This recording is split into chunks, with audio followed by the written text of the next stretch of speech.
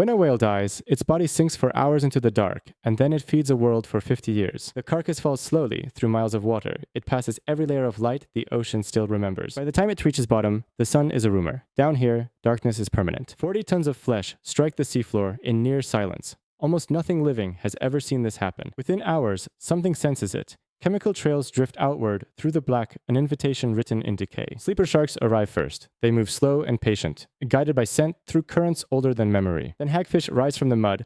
Blind and eyeless, they burrow straight into the whale's softening body. They feed from the inside, hundreds at once.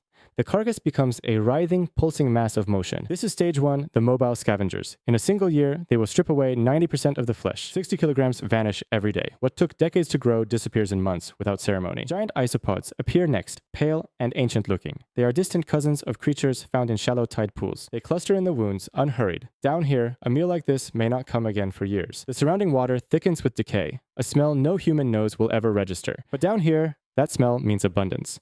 It means at last a feast has arrived. Some scavengers travel great distances to reach it. Chemical signals carry for miles through the empty water. Scientists believe whale falls act as stepping stones. They let deep-sea species cross entire ocean basins. Without them, some creatures might never survive the vast, foodless deserts between one ecosystem and the next. A single dead whale, then, is not an ending. It is infrastructure for a hidden biosphere. After a year, the flesh is mostly gone. What remains is bone, ribs curved like cathedral arches. But the bone is not empty. It is still full of secrets. It is still full of food. This is stage 2, the enrichment opportunists. Worms, crustaceans, and mollusks descend to pick through the remains. Bristleworms carpet the skeleton by the thousands, a shifting blanket over calcium and marrow. Snails and limpets graze the bone surface directly, scraping away organic matter invisible to any surface eye. But the strangest arrival is still coming. Something that doesn't eat bone so much as dissolve it. Meet Osedax, the bone-eating worm. It was only discovered in 2002.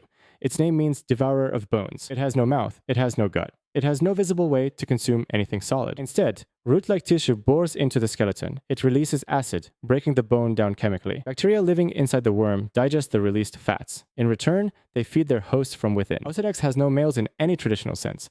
Dwarf males live inside the females, sometimes by the hundreds. An entire reproductive strategy evolved for one purpose, exploiting a resource that appears once in decades. Beneath the surface of the bone, deeper still, a different kind of feeding begins. Bacteria break down fats trapped inside the skeleton.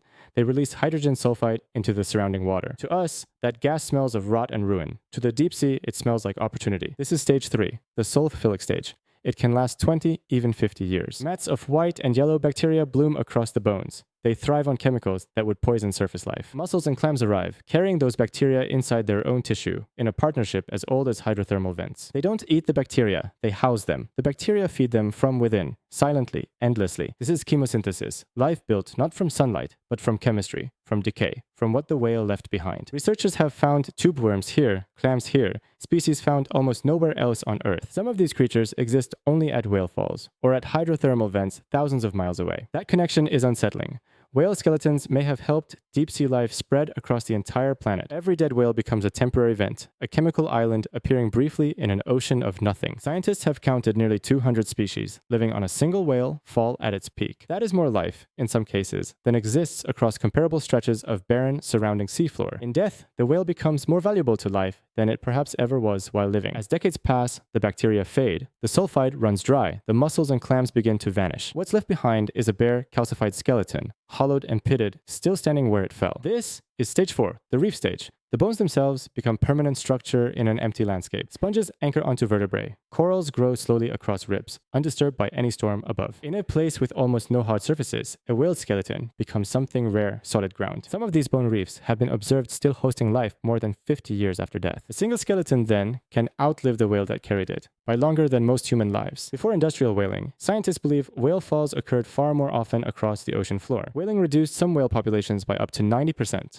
Whale falls grew rare, then rarer. An entire ecosystem built on death was quietly starved by the disappearance of the bodies that fed it. Some scientists believe certain deep-sea species may have gone extinct simply from a lack of whale falls. A form of extinction with no violence, no hunting, only absence, starvation by a missing corpse. And yet whale falls still happen, scattered across ocean floors, mostly undiscovered, mostly unwitnessed by anyone. Somewhere below you, right now, a skeleton may be feeding a colony no human has ever seen. The whale is gone, but it hasn't ended. Down there, in the dark, it is still becoming.